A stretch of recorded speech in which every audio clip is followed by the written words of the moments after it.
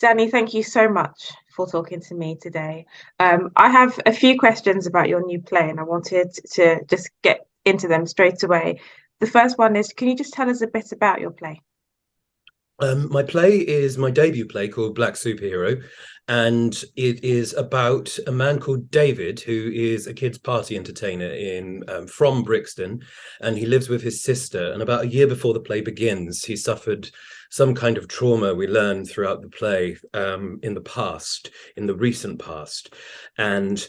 The play begins. We meet him on his first big night out since this trauma has happened, and he is with his friends, and he is gay, and he is with a group of gay and queer black friends and his sister, and they have a night out, and this night out leads him on a path of, I think, self-discovery, and he has to he's confronted with what he's been running away from all his life, and by the end of the play there is a reconciliation of self, and I guess you could say a healing takes place at the end of a long run of hedonism, self-destruction, and and pain. Yeah, but above and beyond that, there is uh, these friends that he's surrounded by are very funny people, and so it's told with humor as well. Nice. Okay, so it's like there's a lot going, like a lot of different topics that will be happening in this play, I'm Mhm. guessing as well. Yeah, yeah, lots of it's, I wouldn't say interrogation. There's just these people, they are who they are, and they've never been any Mm, different. They're predominantly all of them working class, mhm. queer black people who all of their lives have um had to survive, and Mm. they are actors. Okay. um David is an actor who has probably the least status in the play because he's a kids party entertainer, and his Mm. career hasn't quite morphed into what he wanted it to be, and he has these two very successful friends, and he is grappling with his own self-worth, and they are one of them is the biggest global superhero in the world, and the other one Wow. is a huge TV. Um, he's just starting to have a career in TV, the other one. And so he finds himself sandwiched in between this. And these three men are ultimately, they are black queer men also confronting what is expected of them from their profession, and not only what is expected of them from their profession, but also what is expected of them from themselves and from their own community, from the black queer community, and from the black straight community, Mm. and how ideas of what's projected onto them sometimes constrain them. Yeah, yeah. Yeah, so there's like really issues within it which are incredibly um I guess there's the politics in it, of race, class, Mm. gender as well, and power dynamics Mhm. are definitely present throughout the telling of the story. Okay, sounds really good. What inspired you to write Black Superhero? How did you come up with the idea of the play? I started writing in about 2019, 2020, beginning of the pandemic, and I was writing because I think two things. I wanted to entertain myself. I was on my own during the pandemic, and I needed some form of to exercise feelings that were in me, of feeling isolated, lonely. I spent nearly 5 months on my own during the pandemic, and so there was that. I wanted to make myself laugh. I would send scenes to friends, they'd read them, and I'd be buoyed and spirited by their enthusiasm and energy for the piece. And when they laughed, I would carry on. that would give me a sort of will to go forward. And the other reason I think is this thing that Nora Ephron, the writer, was it Nora Ephron? I'm trying to think. I think it was Nora Ephron who, maybe it wasn't Nora Ephron. Oh God, who was it? I have to remember who said it. Someone said, oh, no, or was it Carrie Fisher? It was either Nora Ephron or Carrie Fisher said, you must learn to take your broken heart and turn it into art. And I, throughout my adult life, have been met with a series of meetings, relationships, and they have made me aware that my needing of them is most of the time not about them. It was always about me, particularly when I was younger. And I think that's such a universal thing, no matter what sex you are, no matter how you identify sexually. And I'd say for nearly 20 years, since I was 20 years old, I found myself like many queer people, because we're not told when we're kids, we're not told that we're enough, that we're valued. We're brought up in straight households, and it's like, how can they it's not about how can they accept you, it's like they don't know what to do with you because you're not like them. And then you go out into the world at 20 years old, or when you're a teenager, and you gravitate towards people who are like you, but we are all from the off sort of healing together from the damage of childhood. And when I say the damage of childhood, I don't mean necessarily you've had a bad childhood. I mean, just you're othered from the moment you're a child, if you're a queer kid. And when I was in my teens and 20s, I would find myself gravitating towards situations that weren't always right for me. And I found myself writing about that in the play. And the take your broken heart and turn it into art thing really pinged at me, because I feel that among the community, there is often a need to have the best body, be with the best people, sort of outward external things that are not going to heal you, that you think are going to heal you, and or wanting people to like you, and it all stems from a need of the child who was shamed or damaged or not loved in the way they wanted to, they should have been loved. And I think at the heart of the play, that is definitely the journey for not just David, but all of the three main Black queer protagonists, actually. Yeah.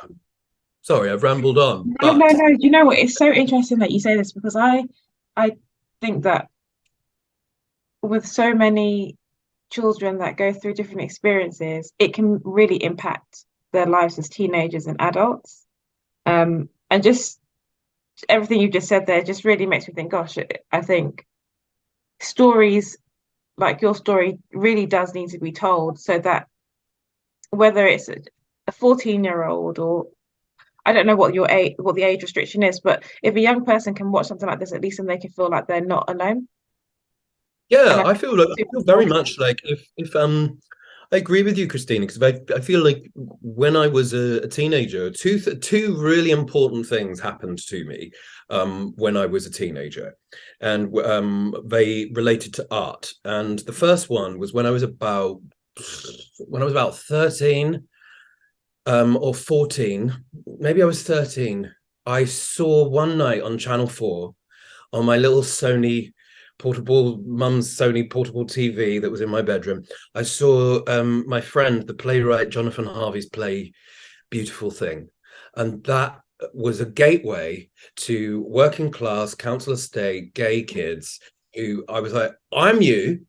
And I felt a connection straight away, and I didn't feel any shame. And it was really exciting and thrilling.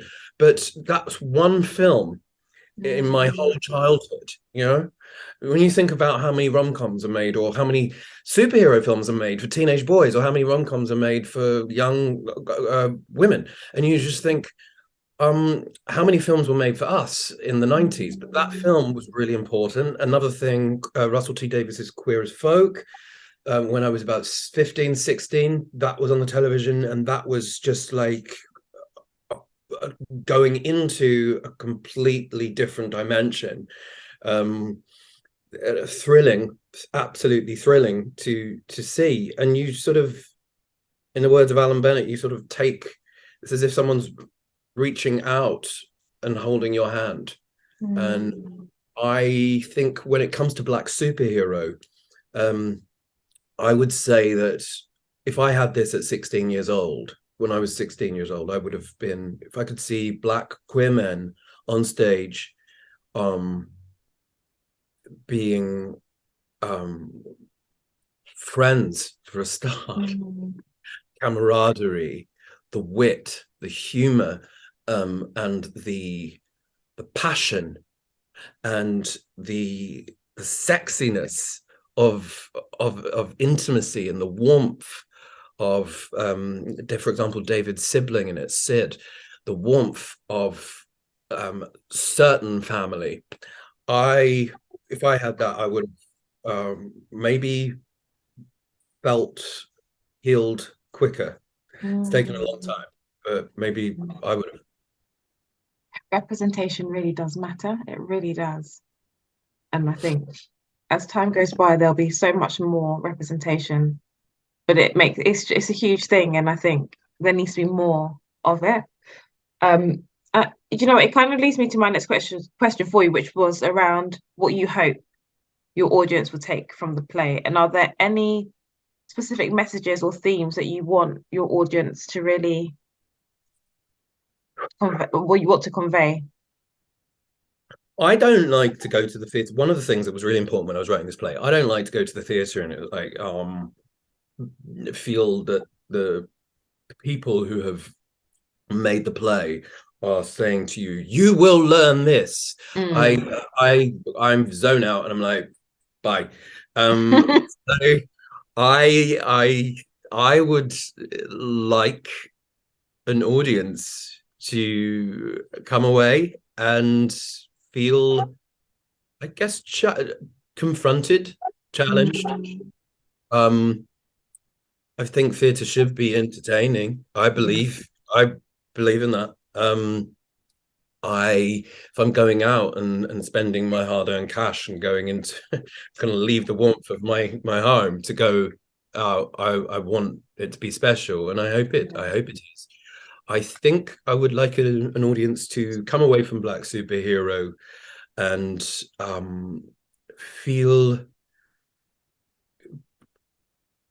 warmth and passion for these group of people who are not often front and center of a play, and who are really, I was thinking in a rehearsal yesterday, really sharp people. And I would like them to take them into their hearts. That's, I think, first and foremost what I'd like. We'll see. Interesting. You act in your play as well, which is so interesting because usually I never really get the chance to speak to someone that wrote the play and also is acting in the play. What is it like to act in your own play? It it takes a lot. You're asking me on the day that we're about to go into tech. So this afternoon we go into our first tech yeah, session. of course, yeah. And most of the night though is spent with the actors who are doing flying in the show, because, so spoiler alert, there's flying in the show. And oh wow, okay, so they really are superheroes. Yeah, we're not doing it by halves. And I, for example, don't fly. So if I was just acting in the show and I wasn't the writer, when that rehearsal for the flying is taking place in the this evening, I would be on that train home in my bed.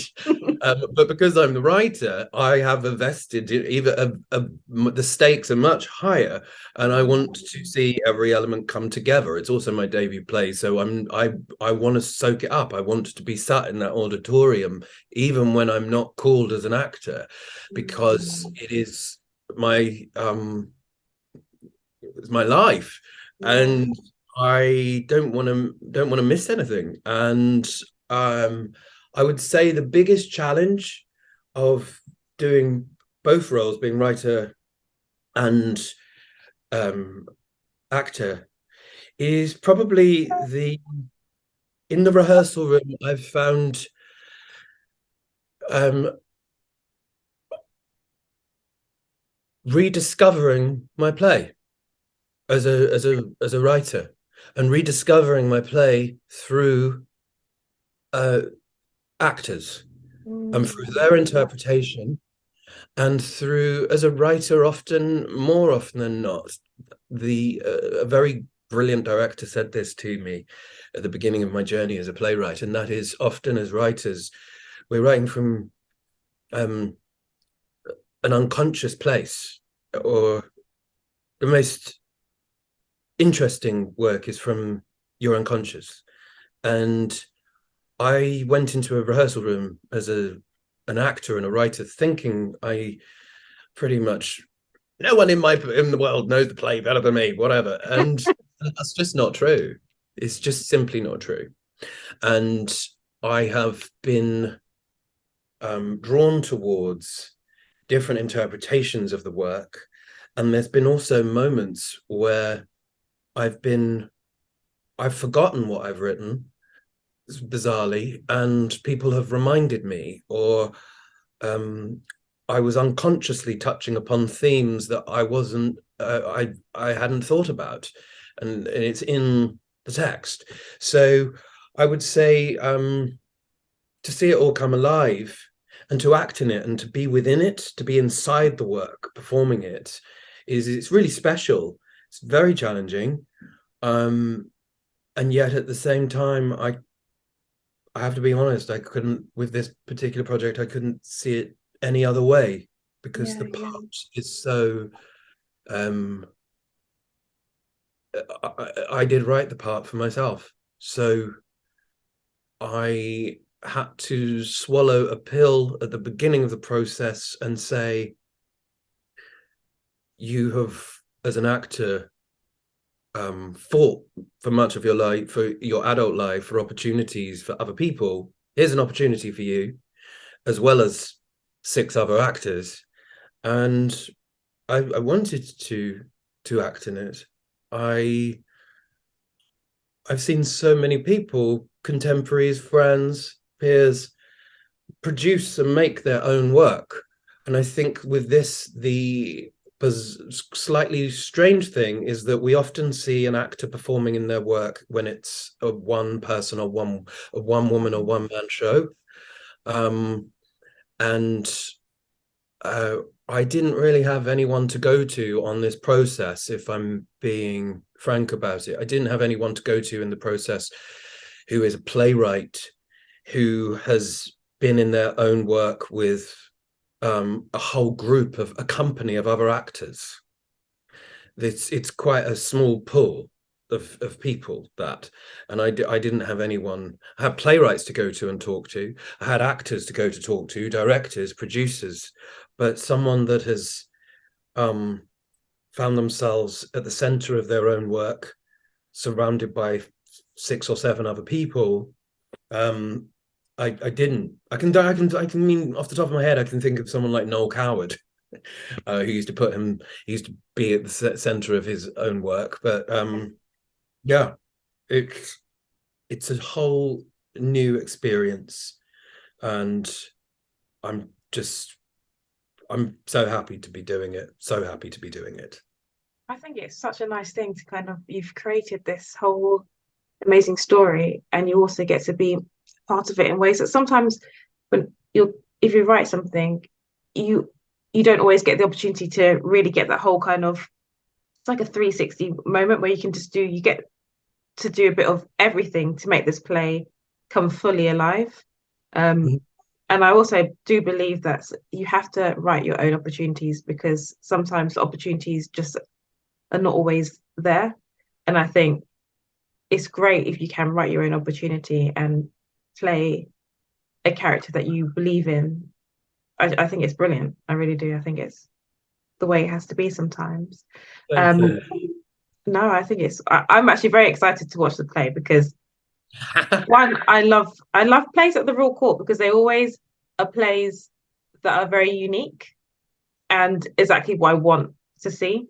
And yeah, I also love anything that is, got representation on it. So yeah, I'm very excited. If you could describe the play, or if you could describe a word to describe the experience of watching Black Superhero, what would it be? Oh God. Um, I've used the word confronting Okay. before. But I would say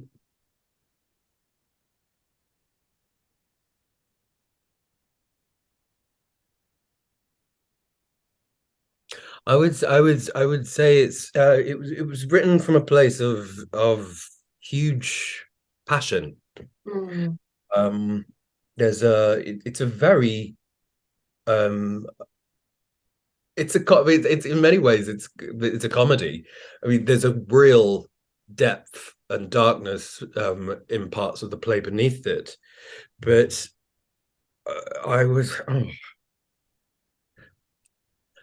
say passion.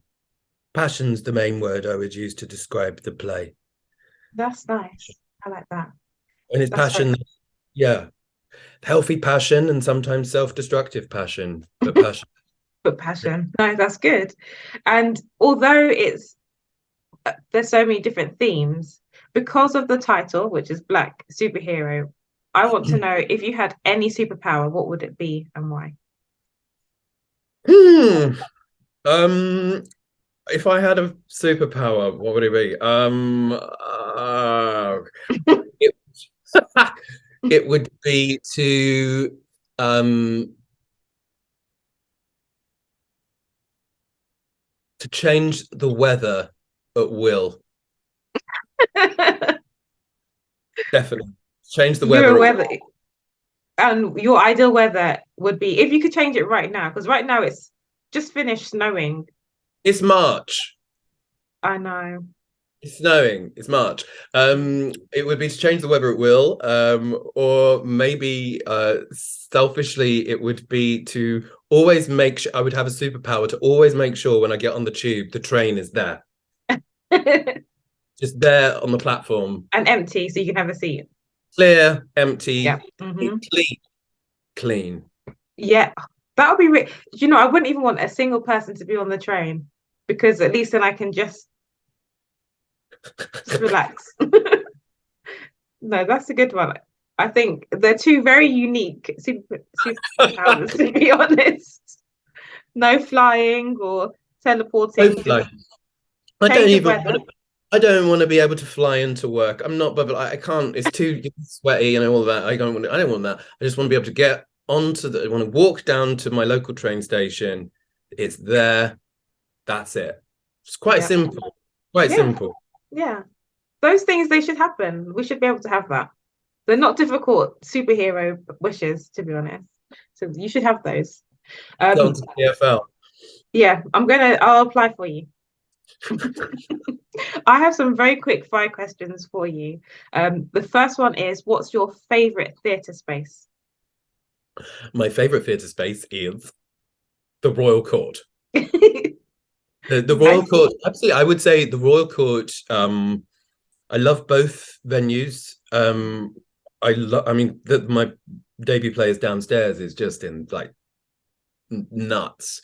I can't think about that too much because otherwise I'll start screaming. But I would say I started out as an usher at the Royal Court, and the Oh, place upstairs, the Royal Court upstairs, I ushered there for in the Royal Court for 5 years. But I would say that the Royal Court upstairs in particular. Mm. was a really cathartic space when I was starting out. Anyway, sorry, it's quick fire. I'm going to shut up. No, do you know it's interesting because I love the Royal Court too. When I was, I think, 18, I did an apprentice there.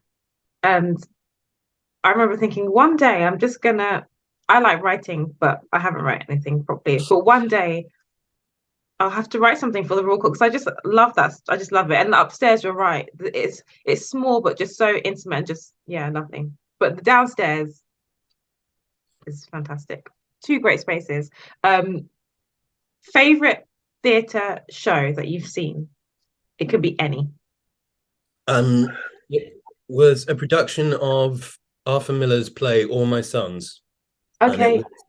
at the National Theatre in, I believe it was 2000, I think. It was in 2000, and it was directed by the late Howard Davies, starring Julie Walters. And it was a very big, special, impressionable moment for me starting out as a young person in theatre. Interesting. Okay. I heard, do you know, I never saw it, but I remember so many people kept raving on about it. Um, and I heard it was fantastic. Okay. Your dream guest to watch the play, and it can be anybody and they can be dead or alive. Oh God. Um,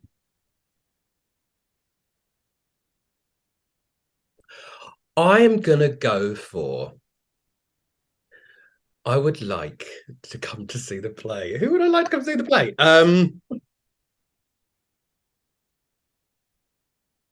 James Baldwin. Okay.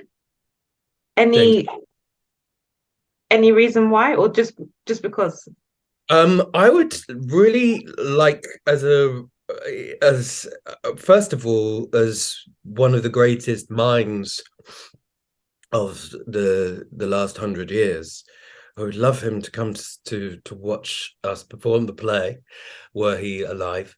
I would also love us all to have a conversation with him afterwards, and to for for that generation of black queer men who's um who met a very, very different world to what we met, and yet at the same time a very similar world.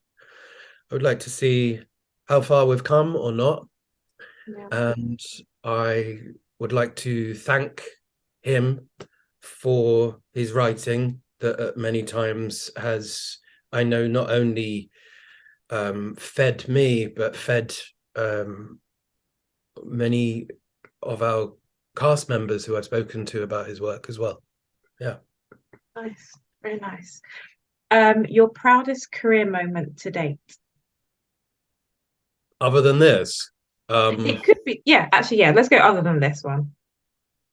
I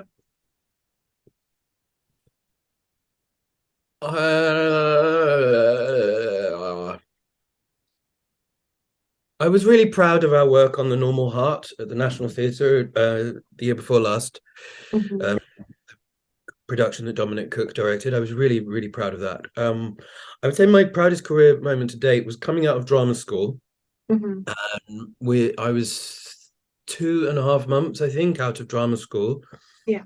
and I was uh, on a set acting opposite Maggie Smith, who is one of my many acting heroes, and uh, we spent a month, just the two of us, just us two, uh, acting together in Wow. a film, and I was really proud of her being my scene partner and Mm. sharing the space with her and learning from her.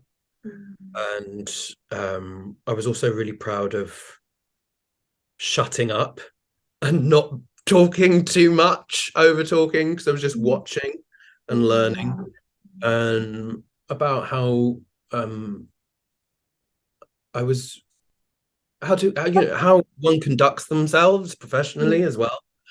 And I learned a lot about the craft from watching her own process.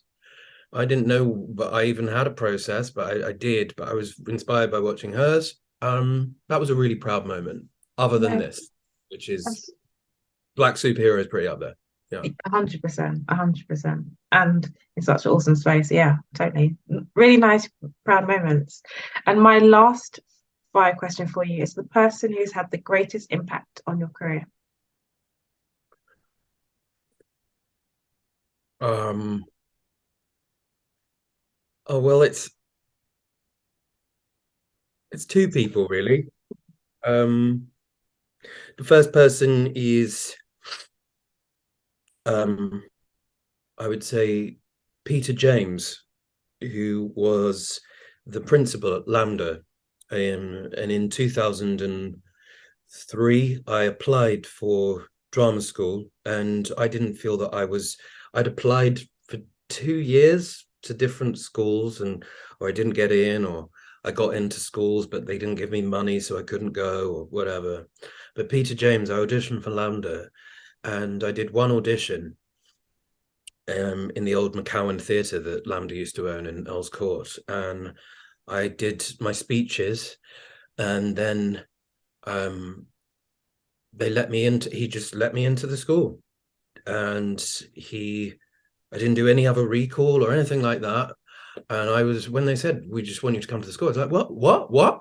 And, and he was, he was not only, I realized in retrospect, years later, he was not only supporting my what he saw as these kernels of the kids got something, but he was also supporting the fact that I am a working class black kid who didn't have access to the things that a lot of the kids who were applying to the school had. And he made sure that I got everything that I needed while I was there. Um, Spiritually, financially, I could go into his office whenever I wanted. I could cry whenever I wanted. There were many times when the staff working there wanted to chuck me out because I was very, very, I guess I would question them. I would Mm. question sometimes the process. I'd be like a child and say, well, what? I don't understand. And rather than just take it. And some of the teachers just wanted me to take the training and shut up. And obviously that's not me. And he, throughout the whole thing, supported me. So him, and also Daniel Evans, who is directing this play, who is my friend, who I met at the Royal Court. He was in a play in 2000 or 2001 when I was ushering there. And he is someone who willed me to audition for drama school, and I wanted the kind of career that he had. Mm. I've been very open about that with him, and we, over the last 20 years, have established this. I guess I see him as a mentor figure, and I couldn't have done the play without him being at the helm of it, without someone who I not only trust, but someone who supports and holds me, and who Mm. I profoundly respect. Yeah. Profoundly. So I would say those two people, Peter James and Daniel Evans. Um, Mhm. mm. Oh, that's nice. I think it's so important to have like people like as you said with your was he principal teacher of He was the head of the principal head of school. school. That makes it even bigger because it's always so important to have someone that believes in you because it can be so difficult to find teachers or heads of education that actually believe in students. They can care, but it's when they really take the effort to they that to kind of believe in you. It's huge. I It's think a huge it's thing. I think the responsive. I feel like if we see it as if we often people say about representation, I think, oh, it should be and this is one of the things that's discussed in Black Superhero pretty early on in the play. Often people say when it comes to representation, of any form, I'm talking Mm, about whether you're in the arts or whether you're working in a call center, should be mm, the best person for the job, which often mm, delineates the fact that, well, are we not the best person for the job? What, are you saying I'm not? Um, and what is the best? What does that mean? The best person for the job? It's often the best person for the job is a curated list of people, or the best person to get the opportunity is a curated list of people. We've not gone wider than that, and I feel passionately that if we, each of us, see that we have a responsibility to to provide access, to give opportunity, to support. I feel if all of us did that, the arts would definitely, infinitely be a better place. And an example of that is when we were casting Black Superhero. My second play, which is was written last year for the Donmar, we did a reading of it last year, and there was an actor, a young, very young actor in it, uh, in his very early 20s, and I thought he was wonderful. mm. And I didn't necessarily think that there would be a part in Black Superhero that fitted him, in the first play that fitted him. But when we came to cast it, I was like, let's see what that might look like. Mm. Bring him in. And the biggest thing that it didn't go further, but the best thing for me that came from that is that I was able to put that actor side by side, face to face with the incoming artistic director of the Royal Shakespeare Company. Mm. That was really important. Yeah, yeah, 100%. I'm, Stuff. he's alive, Mm. and I feel that if we take the time to do that more, I just think it's fulfilling our responsibility as artists and passing the baton. Yeah, 100%. Oh, I totally agree. I agree. Well, I'm going to say thank you so much for talking to me. I Thank you. cannot wait to see your play, and it sounds amazing. It just sounds exactly my kind of thing. So Good. thank you. I'll see you Thank you. there. Yeah, definitely. Thank you so, so much.